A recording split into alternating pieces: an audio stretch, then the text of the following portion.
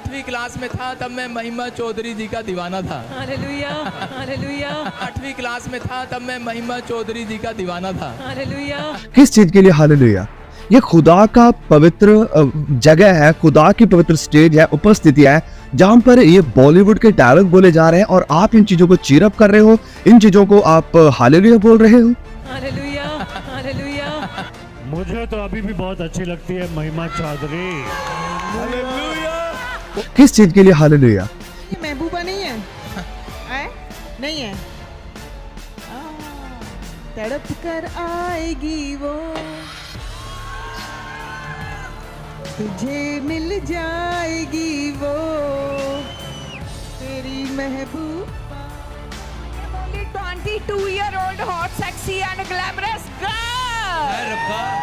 जितने भी लड़के आए हैं ना, बहुत ही हैंडसम, अमीर, हाय आ देखो मेरा हाथ ला रहे हैं, स्माइल कर रहे हैं, ये सारे मेरे नाल ब्याह करने लिए आए हैं। एनीवेज देखो जी, ब्याह करान ना शादीशुदा होने नाल कुछ नहीं हुंदा, इंसान दी नीयत खराब होनी चाहिए है। 2 अक्षर का छोटा नाम, लाइफ में 2 ही काम, क्रिकेट का गेम देखना और किसी का गेम बजाना। मैं हूं छोटा डॉन, छोटा डॉन, छोटा डॉन। ਜਿਹਨੂੰ ਪੰਜਾਬ ਦੇ ਵਿੱਚ ਐਡਾ ਵੱਡਾ ਲੋਕ ਦਾਸ ਸਮਝਦੇ ਨਾ, ਉਹ ਮਾਈਕ ਫੜ ਕੇ ਕਹਿ ਰਿਹਾ ਕਿ ਮੈਂ ਜਦੋਂ 8ਵੀਂ ਕਲਾਸ 'ਚ ਪੜ੍ਹਦਾ ਸੀ ਨਾ, ਮੈਂ ਮਹਿਮਾ ਚੌਧਰੀ ਦਾ ਬੜਾ دیਵਾਨਾ ਸੀ। ਜੁੱਤੀ ਅਗਰ ਮੈਂ ਹੁੰਦਾ ਨਾ ਉੱਥੇ ਤੇ ਫੇਰਦਾ ਜ਼ਰੂਰ, क्योंकि खुदा दा आत्मा जलन रखने वाला। ये तो नहीं कहीं ਜਿਹੜਾ ਡਿੱਗਣਾ ਨਾ ਪਿੱਛੇ ਨੂੰ, ਇੱਕ ਕੈਮਰਾਮੈਨ ਉੱਤੇ ਜ਼ਰੂਰ ਰਹੇ, ਜਿਹਨੂੰ ਪਤਾ ਕਿ ਇਹਨੇ ਤੂੰ ਡਿੱਗਣਾ ਫਲੈਟ ਪਿੱਛੇ, ਕੌਣ ਡਿੱਗੇਗਾ? ਰੱਸੀ ਵਾਲਾ ਪਿੱਛੇ ਪੂਰਾ।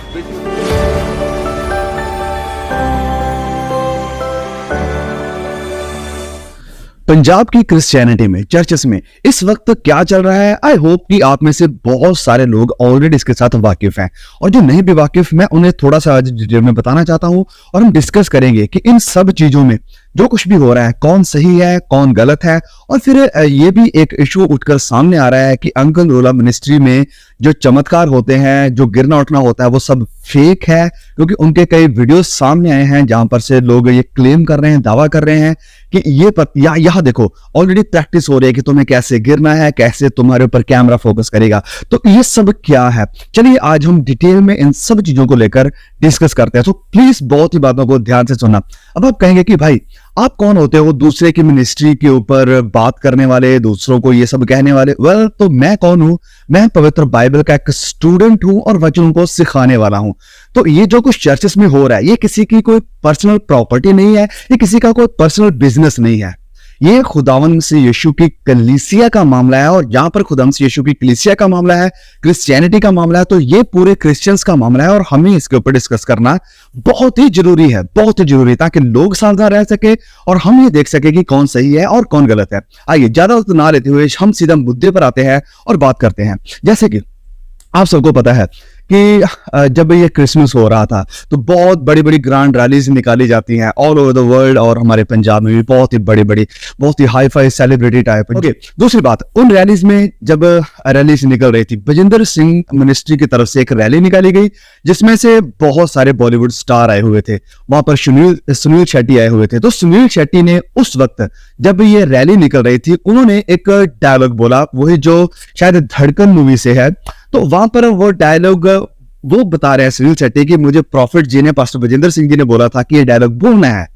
और सबसे पहले आप खुदा का दास होते हुए ये कैसे कह सकते हो कि आप एक हॉलीवुड मूवी का या बॉलीवुड मूवी का डायलॉग स्टेज के ऊपर बोलो, और जैसे ही सुनील शेट्टी वो डायलॉग बोलते हैं, आई थिंक वो अंजलि तुम मुझे भूल जाओ, ऐसा मैं होने नहीं दूंगा, मैं तुम्हें भूल जाऊं, ये कभी हो नहीं सकता। हाँ, ये डायलॉग था और लोग वहां पर चीयर करने लगे, हालेलुया बोलने लगे। भाई किस चीज के लिए चीयर, किस चीज के लिए हालेलुया?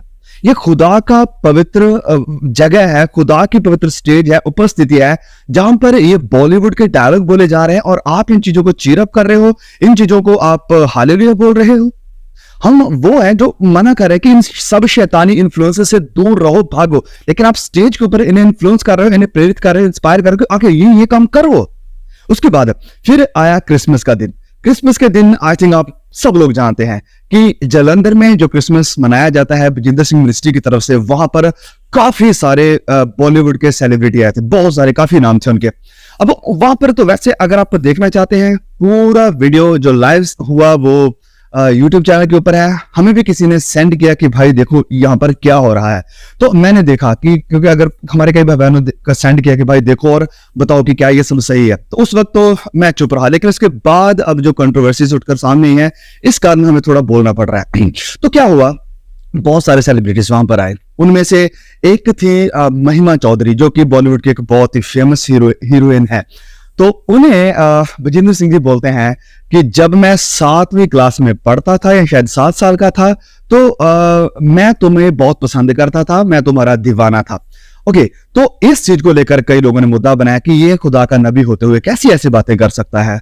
तो फिर उन्होंने कहा कि नहीं, अब मैंने पश्चाताप कर लिया है, अब हम पाप से दूर आ गए हैं। ओके चलो ठीक है, यहाँ पर भी बात सही है, यहाँ पर भी हम मान सकते हैं कि कुछ गलत नहीं। वैसे ऐसे बोलना तो नहीं चाहिए स्टेज के ऊपर, मैं इस चीज के भी खिलाफ हूं, लेकिन चलो मान लिया कि चलो ठीक है यहाँ पर।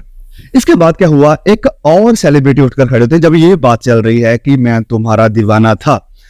अब यहाँ पर गुलशन ग्रोवर उठकर आते हैं, वो माइक पकड़ लेते हैं बजिंदर सिंह के हाथ से, जो कि फिर से एक बहुत बड़ी गलती थी। अगर आप लोग परमेश्वर का नबी उन्हें मानते हो तो उनके हाथ से ऐसे माइक छीन लेना एक बहुत बड़ी बेवकूफी थी। लेकिन वहां पर भी कुछ नहीं हुआ, कोई एक्शन नहीं लिया गया कि तुमने ऐसा कैसे कर दिया, क्योंकि सेलिब्रिटीज का ज्यादा डर है, ना कि इज्जत है खुदा के कलाम की या फिर अगर आप मानते हो खुदा के दास की। तो वहां पर उन्होंने माइक बजिंदर सिंह के हाथ से छीना और ये कहा महिमा चौधरी को कि हम तो अब भी इनके दीवाने हैं। व्हाट? आप स्टेज के ऊपर हो और ये स्टेज कोई मामूली स्टेज नहीं है, ये पवित्र खुदा की स्टेज है।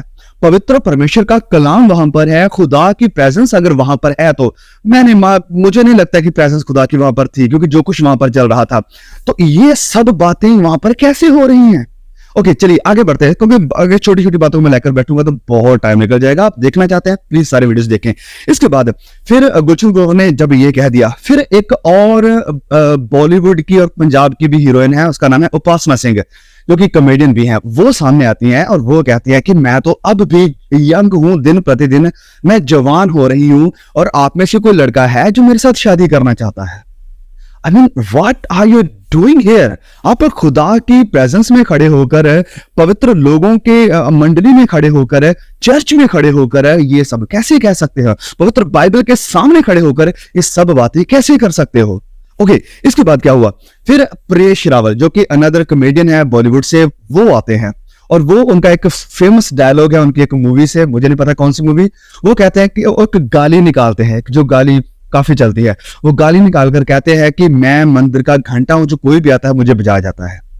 गाली निकालकर वो ये डायलॉग बोल रहे हैं। आई मीन कैसे हुआ ये, और कैसे अलाउ किया गया है इन्हें ये सब बोलने के लिए? ये सब कैसे हुआ? तो ये सारी चीजें हुई वहां पर, बहुत अनाप शनाप बोला गया, बड़ी गंदगी वहां पर फैली, बड़ा हम कह सकते हैं अश्लील बातें वहां पर हुई, जिनका कभी भी एक चर्च में होना बहुत गलत बात थी। और फिर इन सब चीजों के बीच में परमेश्वर का भय कहाँ है? परमेश्वर का भय एक ऐसी चीज है जिसे कि वचनों में हम क्लियरली पढ़ सकते हैं कि वो क्या होता था। जब यशायाह परमेश्वर की उपस्थिति में आता है तो वचनों में लिखा है कि वो कहता है कि मैं मर जाऊंगा, मैं खत्म हो जाऊंगा, मैं क्या हूं, मैं तो पापी गुनहगार हूं। फिर जब और भी ऐसे कई पुराने नियम में हम बातों को पढ़ते हैं, बहुत कुछ है बोलने के लिए। नए नियम की किताब में जब हम आ जाते हैं तो आखिरी किताब में यूहन्ना जब प्रभु यीशु मसीह को उसके जलाली रूप में देखता है तो वचन में लिखा है कि वो उसके पांव पर मुर्दा सा गिर पड़ा। यह है परमेश्वर की उपस्थिति का भय। लेकिन यहाँ इस स्टेज में परमेश्वर का भय कहाँ था? मुझे तो कहीं दिखाई नहीं देता है, क्योंकि जिस तरह की यहाँ पर बातें हो रही हैं, जिस तरह के यहाँ पर डायलॉग बोले जा रहे हैं, और जिस तरह से लोग उन्हें अप्रिशिएट कर रहे हैं, और बिना वजह से बेफजूल बातों के ऊपर हालेलुया कहा जा रहा है, मैं ये समझता हूँ कि इन लोगों को हालेलुया के मतलब ही नहीं पता है कि हालेलुया वर्ड का मतलब क्या है। और फिर अगर आप परमेश्वर के भय के बारे में और क्लियरली सीखना चाहते हैं तो इसके ऊपर हमने अपनी एक जूम मीटिंग के दरमियान बात करी थी, वो आपको लाइव स्ट्रीम हमारे चैनल के ऊपर मिल जाएगा, आप वहां पर जाकर देख सकते हैं और क्लियरली सीख सकते हैं। मैं उन चीज़ों के बारे में यहाँ पर बात नहीं करने वाला हूँ। नो, आप बताएं कि क्या ये सब प्रभु की प्रेजेंस में या खुदा के घर में करना सही है, लाजमी है या नहीं है? मैं मानता हूं कि बहुत गलत है, बहुत गलत है, बहुत ज्यादा गलत है। तो इन सब चीजों को लेते हुए अमेरिका के एक पास्टर हैं, वो हमारे पंजाब के ही पास्टर हैं, उनका नाम है इकबाल। तो पास्टर इकबाल जी का एक बहुत ही हार्श रिस्पॉन्स आया, बहुत ही सख्त रिस्पॉन्स था। वो कलीसिया को संबोधन कर रहे थे, प्रचार कर रहे थे। प्रचार के दरमियान उन्होंने ये सारी बातें कही झूठे नबियों के बारे में बोलते हुए कि ये सब बहुत गलत। उन्होंने बहुत ही मैं कहूंगा कि सख्त शब्दावली का यूज किया। जब पास्टर इकबाल जी ने ये वीडियो रिलीज किया, उनका वीडियो वायरल हुआ, जिसके रिस्पॉन्स में फिर हमारे जो पंजाब के क्रिश्चियंस थे वो आग बबूला हो गए। उन्हें गुस्सा आया कि पास्टर इकबाल हमारे नबी को ऐसी बातें कैसे कर सकते हैं, कैसे ये सब कह सकते हैं। तो लोगों का गुस्सा जलना शुरू हुआ, जगह जगह पर प्रदर्शन होने शुरू हुए। पास्टर इकबाल जी के पुतले जलाना क्रिश्चियंस ने शुरू कर दिया और कई पास्टर्स भी उनके खिलाफ बोलने लगे कि तू सच में परमेश्वर का दास है, तुम्हें ऐसी शब्दावली कैसे बोलनी चाहिए। और वो हिपोक्रिटिकल जजमेंट दे रहे हैं। हिपोक्रिटिकल जजमेंट क्या कि सबसे पहली बात तो ये खुद कह रहे हैं कि हम खुदा के दास हैं, हमें किसी का न्याय नहीं करना चाहिए। और ये क्या कर रहे हैं, पास्टर इकबाल का न्याय कर रहे हैं। अब मैं पास्टर इकबाल के डिफेंस में नहीं हूं, लेकिन जो सच्चाई है मैं आपको वो बताने की कोशिश कर रहा हूं जो कुछ हो रहा है। तो ये कह रहे हैं कि हमें खुदा का कलाम माफ करना सिखाता है। तो लेकिन ये पास्टर इकबाल को अनाप शनाप बोल रहे हैं, तू कैसा पास्टर है, उसे मतलब तू तड़ांग करके बोल रहे हैं। अगर वो पास्टर है तो उसकी इज्जत करो। अगर आपको खुदा ने माफ करना सिखाया है तो ये हिपोक्रेसी क्यों, पाखंड क्यों? खुदा ने हमें चुप रहना सिखाया है, जैसे हमारा प्रभु यीशु चुप रहा, तो आप भी चुप रहो। क्यों आप ये सब कर रहे हो? ओके, तो छोड़ो इन सब बातों को। तो लोगों ने ये सब कुछ करना शुरू किया। इसके बीच में कुछ औरतें थी और वो आई सामने और उन्होंने भी अपने वीडियोस रिलीज किए। उन्होंने बोला पास्टर इकबाल जी को कि ये है वो है, पापी लोग जो होते हैं वो प्रभु के घर में आते हैं, प्रभु यीशु पापियों के लिए आए हैं। कितने पापी प्रभु यीशु मसीह के पास आते थे। ओके, तो ये सब उन्होंने बोला। अब मैं यहां पर कहना चाहता हूं, पापी लोगों के लिए ही प्रभु यीशु मसीह आए, इस बात में कोई डाउट नहीं है। प्रभु यीशु ने बार बार कहा कि मैं पापियों को बचाने के लिए इस दुनिया में आया हूं, इसमें कोई शक नहीं है। और बहुत सारे पापी प्रभु यीशु मसीह के पास भी आए, जैसे जक्कई आया, मत्ती आया, मरियम मगदलीनी आई और भी बहुत सारे ऐसे लोग। और एक वो वैश्या भी आई जो पाप में पकड़ी गई थी। अब जब ये लोग प्रभु यीशु के पास आए या जब प्रभु यीशु इन पापियों के पास गए, तो क्या बदले में वो सारे पापी ही रहे? हाँ, जवाब है नहीं। प्रभु यीशु के पास जब वो आए, जब वो प्रभु यीशु से मिले, जब उन्होंने सच्चाई का सामना किया, तो वो तब्दील हो गए, वो चेंज हो गए, बदल गए। वो वैश्या थी जो पकड़ी गई थी, जिसे प्रभु यीशु के पास लेकर आए, वो पहले जैसे नहीं, प्रभु यीशु ने उसे कहा कि जा और इसके बाद पाप ना करना। अब मैं आपसे पूछना चाहता हूं, क्या आपके नबी ने उन बॉलीवुड के एक्टर्स को, हीरो को, हीरोइंस को ये कहा कि अब से कभी पाप मत करना? नहीं कहा। प्रभु यीशु के पास जब वो मरियम मगदलीनी आई, अपने पापों के साथ भरी हुई, प्रभु यीशु ने उसे कहा कि तेरे पाप माफ हुए, इसके बाद कभी पाप मत करना। तो जितने जक्कई जो कि पाप से भरा हुआ था, वो भी प्रभु यीशु के पास आता है, वो तब्दील हो जाता है, वो बदल जाता है। और वो क्या कहता है कि मैं अब से चेंज हो चुका हूं और मेरा ये जो चेंज है, मेरा ये जो मन फिराव है, ये लोगों को दिखाई देगा। वो कहता है कि मैं जो मेरा धन दौलत मैंने लोगों से ठग कर दिया या 2 नंबरी करके लिया है, मैं वो सब लोगों को लौटा दूंगा। ये होता है चेंज। प्रभु यीशु आए इनकी जिंदगी में, या जब ये प्रभु यीशु मसीह के पास आए, उनकी जिंदगियां बदल गई। वो पहले जैसे पापी गुनहगार नहीं रहे। यस, हम इस बात को मानते हैं कि प्रभु यीशु पापियों के लिए आए और पापी प्रभु यीशु मसीह के पास आए, लेकिन पापी नहीं रहे जब उन्होंने प्रभु यीशु मसीह के साथ सामना किया। प्रभु यीशु कहते हैं, My house shall be called the house of prayer, कि मेरा जो घर है वो प्रार्थना का घर कहलाएगा। लेकिन यहां पर क्या हुआ?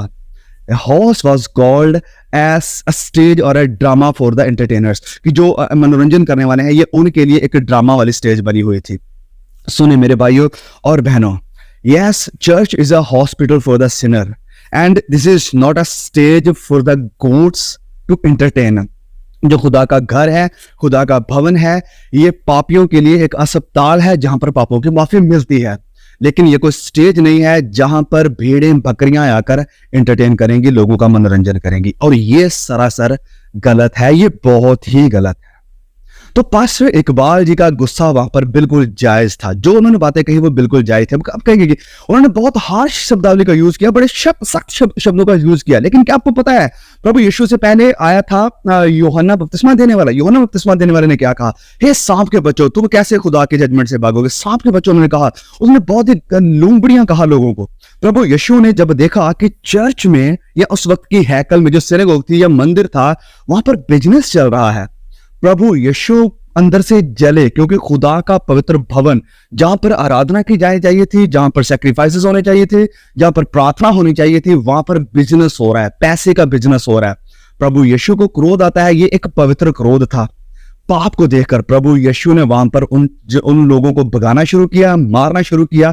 वचन में लिखा कि उन्होंने टेबल उल्टा दिए। क्या ये सही था? बिल्कुल एब्सोल्युटली सही था। और जो पास्टर इकबाल जी ने कहा वो सही था, बिल्कुल सही था, क्योंकि जलन खुदा के पवित्र घर के लिए, खुदा के पवित्र प्रेजेंस के लिए एक जलन होना बहुत जरूरी है। जहां पर आप खुदा के घर को ऐसा होता हुआ देख रहे हो, तो वहां पर ऐसा करना, प्रभु यीशु मसीह ने इन सदूकी और फरीसियों को कहा कि तुम सांप के बच्चे हो, तुम शैतान की औलाद हो। प्रभु यीशु ने कहा, प्रभु यीशु जो माफ करने वाला है। अब लोग कहेंगे ये पास्टर इकबाल के अंदर या हम मेरे अंदर भी कहेंगे कि यीशु का स्वभाव नहीं है। यीशु का स्वभाव क्या था? वो सदूकी फरीसियों से कहता था, जब ये पाखंड करते थे कि तुम शैतान की औलाद हो, तुम सांप के बच्चे हो, तुम वो कब्रें हो, तुम वो जो कि अंदर से तो खोखली हैं, बदबूदार हैं, लेकिन बाहर से तुम्हें पेंट किया हुआ है। ये प्रभु यीशु के वचन थे। तो यस, मैं अब आपसे यही कहना चाहता हूं, और या मेरी जो कंक्लूजन है वो ये है कि जो कुछ भी हुआ है वो गलत है। स्टेज के ऊपर जो ये सब कुछ हुआ, हाँ, अगर ये लोग पश्चाताप करते हैं, अगर ये मन फिराते हैं, खुदा के साथ वफादारी से चलना शुरू कर देते हैं, तो ये मैं कहता हूं कि ओके, अच्छा फल होगा। लेकिन अगर वो बदल भी जाते हैं, it will not be because of the ministry of profit Vijendra Singh, it will be despise the ministry of Vijendra Singh. वो प्रभु यीशु के अनुग्रह से बचाए जाएंगे, ना कि इस मिनिस्ट्री के थ्रू। अब इसके बाद मैं ये चाहता हूं कि प्लीज आप इस बात को ध्यान से सुने कि हमें किसी के अंधभक्त नहीं बनना है। वो अंधभक्त जो कि किसी जो अपने पास्टर में, अपने पापा में, अपनी मम्मी में अगर बुराई नहीं, अगर वो गलत कर रहे हैं, वो गलत को गलत नहीं कह सकता, तो ये अंधभक्त है। सच्चा मसीही कौन है? अरे बाइबल के विश्वासी बनो, बाइबल के फैन बनो, प्रभु यीशु के भक्त बनो, लेकिन किसी इंसान के नहीं। अगर आप उन्हें देखना चाहते हैं, सुनना चाहते हैं, ओके, एक एज ए मेंटर उन्हें सुनो कि वो क्या सिखा रहे हैं, और उन्हें सीखना भी कैसे है, वचनों से परख करके क्या उनकी शिक्षा सही है, कहां पर वो गलत है, उन्हें गलत कहना सीखो। अंधभक्त ना बनो कि हमारा पापा, हमारी मम्मी, हमारा प्रॉफिट, हमारा प्रेरित जो भी कहेगा वो 100% सही है, ये कभी गलत नहीं हो सकता है। नहीं, ऐसे क्रिश्चियन मत बनो। और ये लोग क्रिश्चियन नहीं है जो ऐसे करते हैं, जो अंधभक्त बन जाते हैं। क्रिश्चियन वो है जो पवित्र वचन को पढ़ता है, जो बाइबल को रीड करता है, और बाइबल जो बताती है उसके हिसाब से सारे वचनों को, चाहे मैं बोल रहा हूं चाहे कोई और बोल रहा है, उसे जज करता है। फिर कई लोग ये भी कह रहे थे कि तुम्हें नबी विजेंद्र सिंह जी का वो स्टैंडर्ड पता है कि वो कितने महान है, कितने अच्छे। नहीं, अरे खुदा की प्रेजेंस में प्रभु यीशु के सामने कोई बड़ा नहीं, कोई छोटा नहीं है।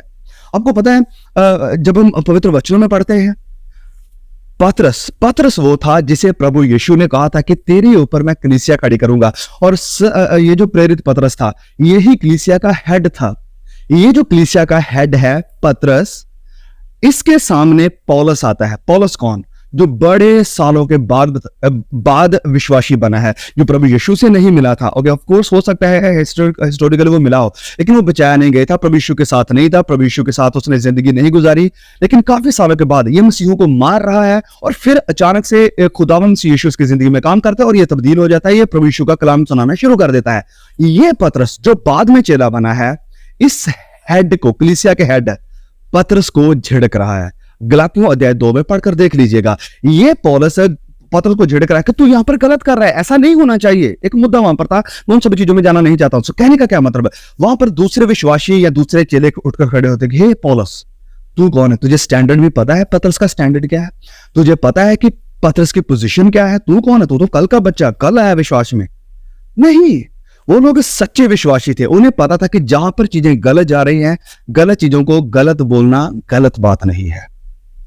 गलत चीजों को गलत बोलना गलत नहीं है। और हमें विश्वासियों को, और स्पेशली जो पंजाब के क्रिश्चियंस हैं, हमें यह सीखना पड़ेगा कि अगर कोई हमारे पापा के खिलाफ, मम्मी के खिलाफ, भविष्य प्रॉफिट के खिलाफ कुछ बोल रहा है, और अगर वो चीज गलत है, वो गलत को गलत बोल रहा है, तो प्लीज आप नबी की साइड खड़े होकर उसे और बढ़ावा ना दे कि हाँ मेरे भक्त तो है, वो सामना कर लेंगे।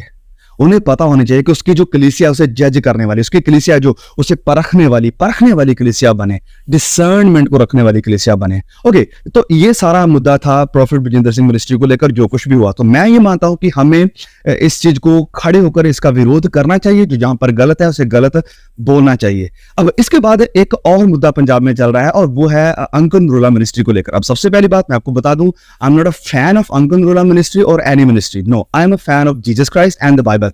मैं पवित्र बाइबल का फैन हूं, मैं किसी मिनिस्ट्री का, चाहे वो पास्टर अंकल नरूला है चाहे वो पास्टर ब्रजेंद्र सिंह, किसी का फैन नहीं हूं। नो, क्या हुआ है कि अंकल नरूला मिनिस्ट्री में एक प्रैक्टिस चल रही है और उस प्रैक्टिस में पास्टर अंकल नरूला बोल रहे हैं कि जो लोग हैं वो गिरेंगे, उनके ऊपर कैमरा लगेगा और वो दिखना चाहिए सब कुछ। तो कई गैर मसीही लोगों ने उस वीडियो को लिया, कई न्यूज चैनलों ने भी, और कहा कि देखो कैसे फेक चमत्कार करने की प्रैक्टिस हो रही है और ऐसे ही सब कुछ होता है, सब कुछ फेक है। अब मैं सारी 100% चीजों के साथ सहमत नहीं हूं जो कुछ भी अंकल नरूला मिनिस्ट्री में होती है, ओके, वो सब बातें अलग है, लेकिन उस पर्टिकुलर वीडियो के बारे में मैं बात करना चाहता हूं। तो वहां पर क्या हो रहा है असल में, उसकी सच्चाई क्या है? उस सच्चाई ये है जो कि पूरी वीडियो भी सामने आई है। ओके, हो सके तो मैं यहाँ पर आपके लिए प्ले कर दूंगा। 31 की जो प्ले है उसे देखने के लिए